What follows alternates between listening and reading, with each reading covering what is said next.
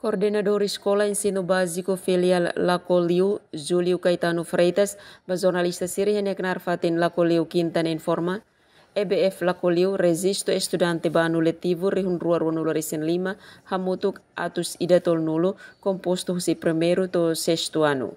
No sala ba estudante hamutuk hat, daudang ne condição ameaçado, tamba grave.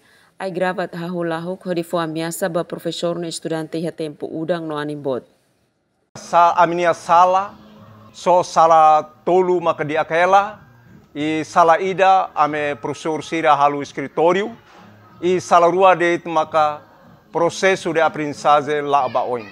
Mas be sala sera selu agora hat total. Usa mais be quando udan ga animbot, então ame processo de aprendizagem lá lao. Aman José estudante José Maria Belo Soares sente triste com condição escola EBF Lacoliu, também condição at no la seguro ba estudante sirania processo aprendizagem.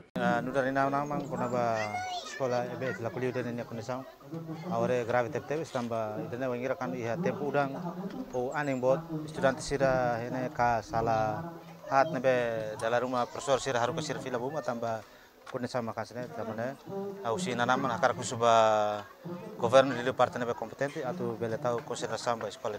Hatamba questão ne diretor Serviço Municipal Educação Baucau, Afonso dos Santos da Costa Hadeden, quando a condição escola, parte técnico halau na levantamento dados, submeteu na ba ministério não se responde. Mas bem depende ba ministério na decisão, também se responde ulo condição escola nebe considera prioridade halau reabilitação baseada ba número estudante. Quando a condições de infraestrutura escola né, itene técnico sira, então na todo na iha terreno escola sira iha balcão nebe sira iha na dados, só que itania dados né, encaminha baleten, depois iha hamutuk para depois kita bele hara bayar maka implementação né.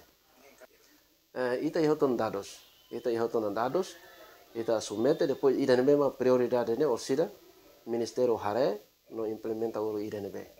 O município Baucau, Tomás Reis, STL News.